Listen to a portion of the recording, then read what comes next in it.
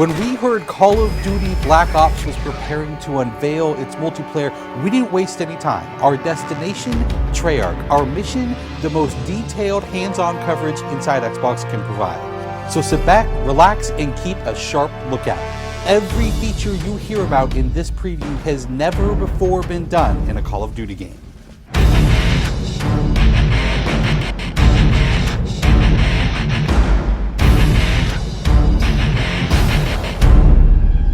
We begin where the multiplayer trailer for Black Ops left off, with theater mode.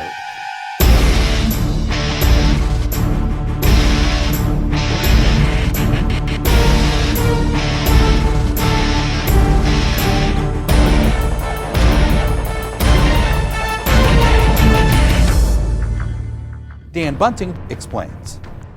You can switch the camera from any player's perspective in both first person and third person.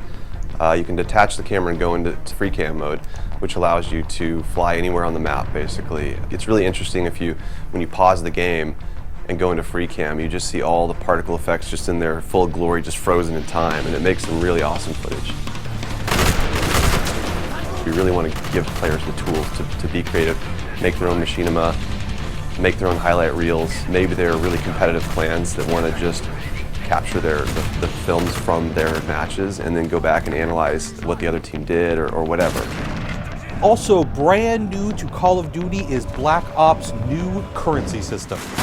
We put the currency system into Black Ops multiplayer principally because we felt like it'd be a very interesting way to engage with all the unlocks that you've been getting.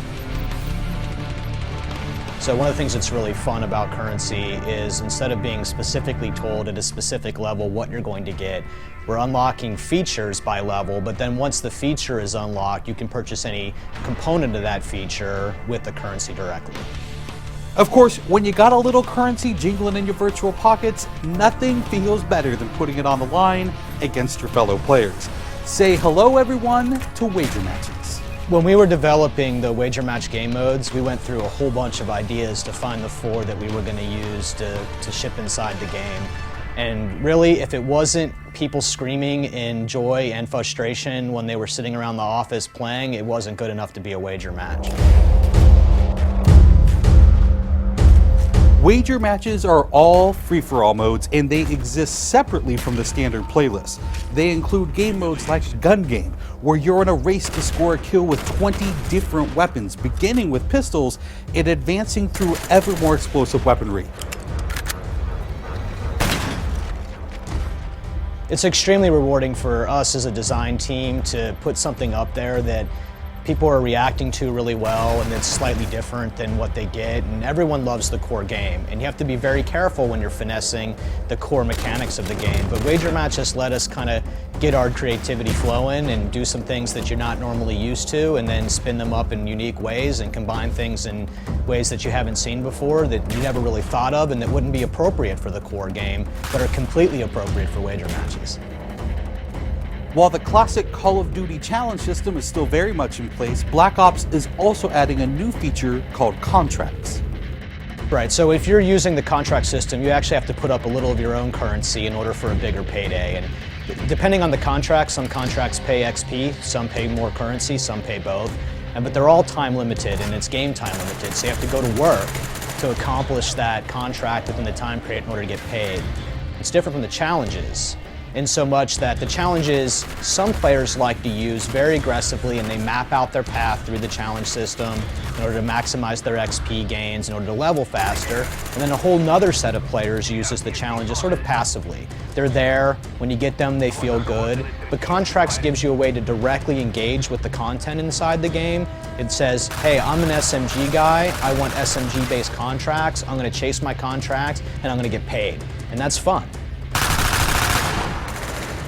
Another focus for Black Ops is player customization, including things like unlockable face paint, unique perk-specific character models, and a whole lot of weapon customization.